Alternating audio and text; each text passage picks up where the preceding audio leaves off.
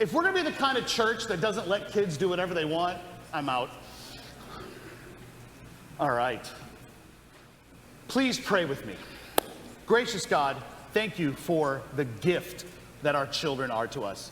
Thank you that they have energy. Thank you that you love them, and that the way that you love them is maybe a good reminder to us how we can love one another. We ask all these things in the name of Jesus, and everybody said, Amen. I'm going to hand this to Dave real quick because it will just be visually distracting to me. Thank you, sir. All right. On a hot summer night in 1997, I was driving from Church of the Resurrection, where I worked in Cranberry Township, Pennsylvania, to Shannon's and my apartment, my wife, in Ambridge, Pennsylvania, where we were living while I was finishing seminary.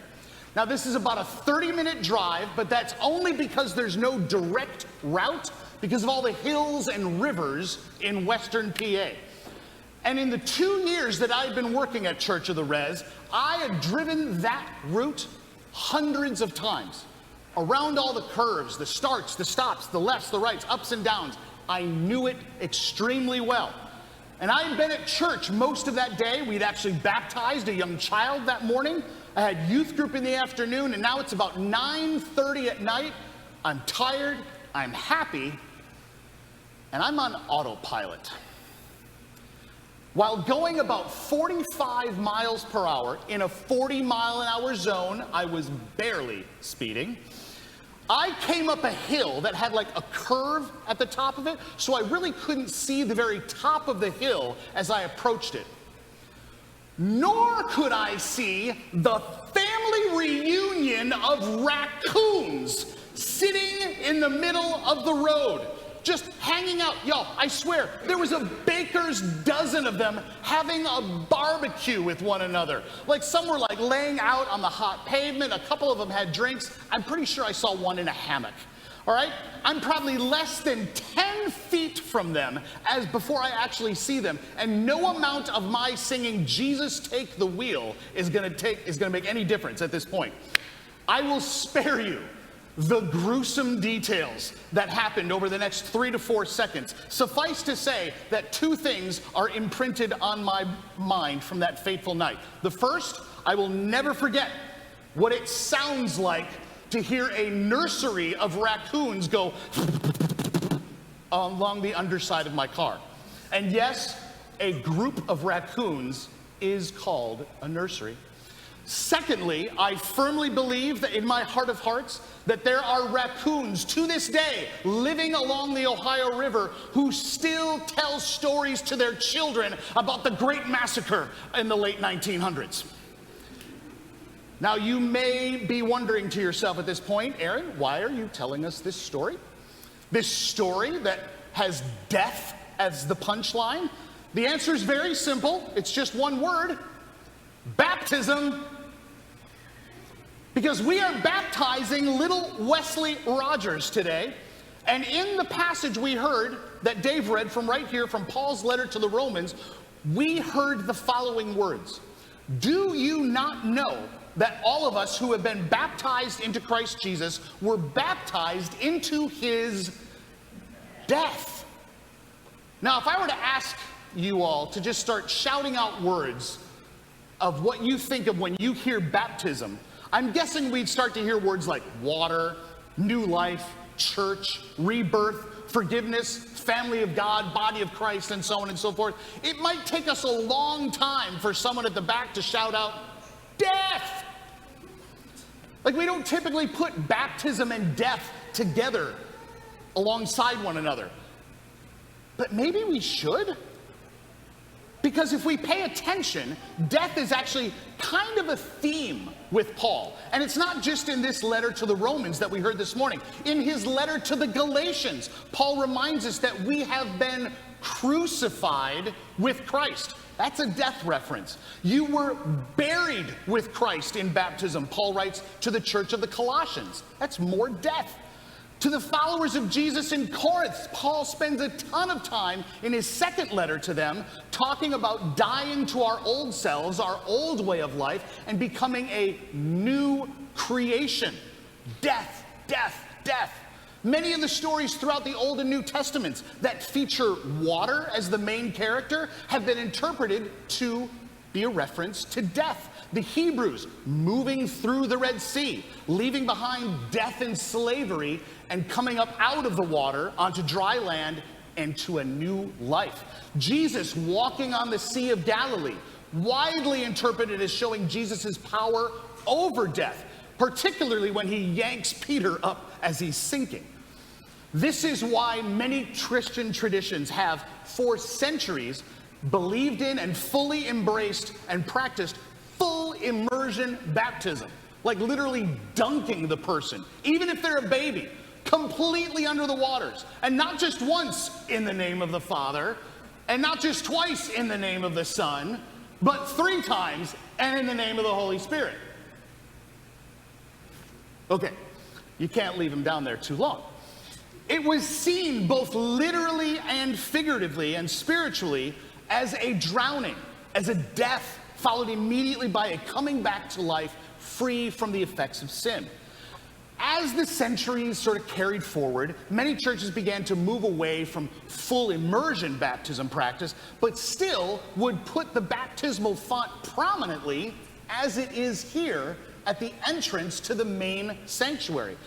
In case you didn't know why it was there, I'm about to tell you. This is so that whenever you come in and enter into worship, you could be reminded of your death in Christ, and upon your exit, your resurrection with him as well.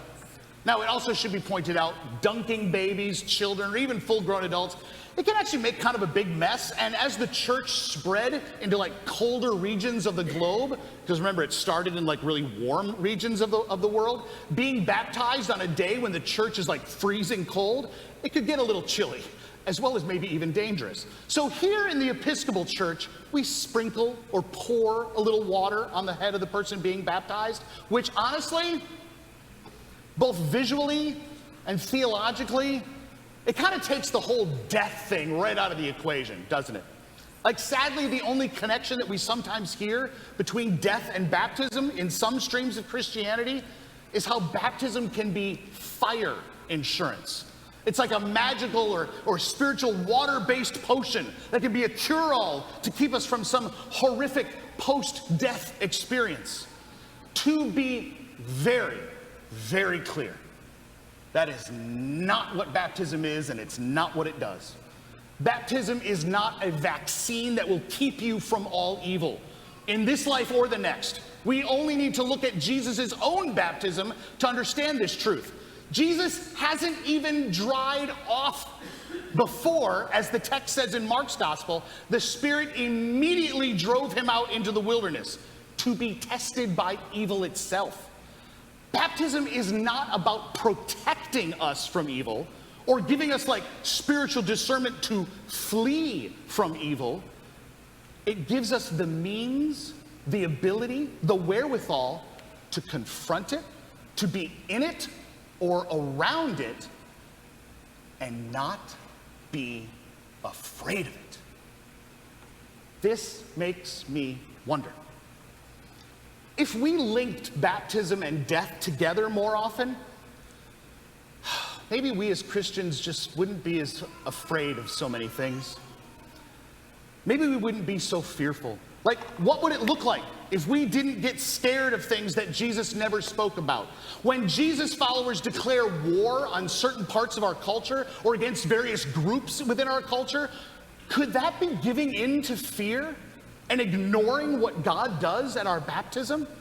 Yesterday, at our Diocesan Eucharistic Festival at our cathedral, Father William Bolson preached a wonderful sermon, and in it he said the following: we so easily get caught up in the categories that we are told that matter. And it's so true. As humans, we love to get like sucked into like the fearful reports and stories told to us by politicians or maybe even church leaders sometimes, who tell us what to fear.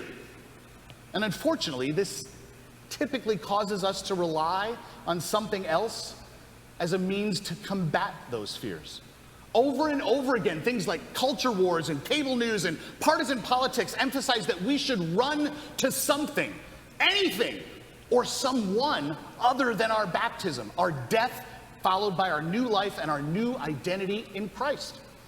Now, perhaps you're still not convinced that baptism and death are linked. Did you hear the reading from Romans this morning? Those first 11 verses of chapter 6?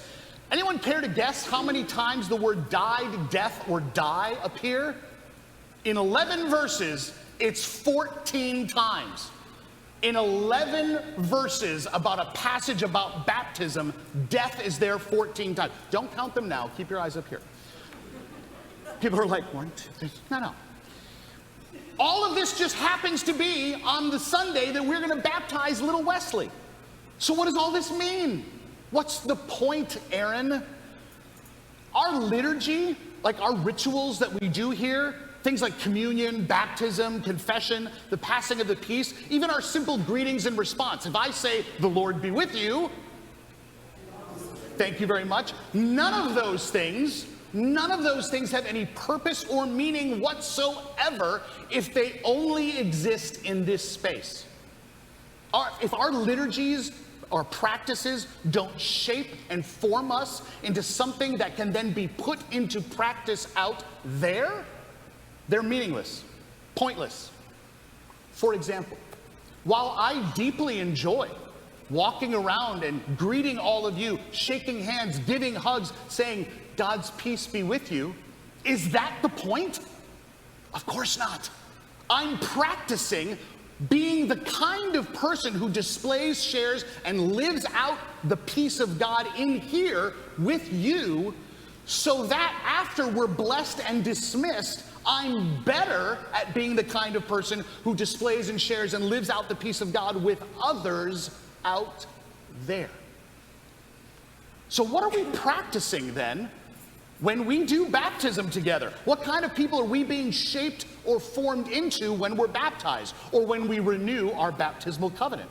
Now, before you get all excited, remember, baptism and death are together. But death isn't the final word here, is it? It's not even the end of Paul's question. Look what he says. "Do you not know that all of us who have been baptized into Christ Jesus were baptized into his death?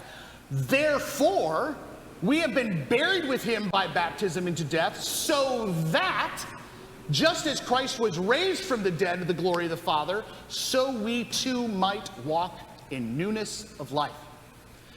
It almost sounds like Paul is echoing the words of Jesus from our gospel passage when he tells his followers to lose their life, and by doing so, they'll find their life.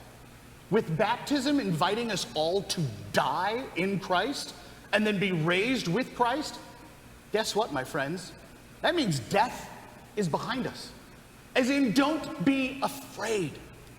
As in the words of Lutheran pastor Frank Honeycutt, now that death is out of the way, who knows what kind of life God has in store?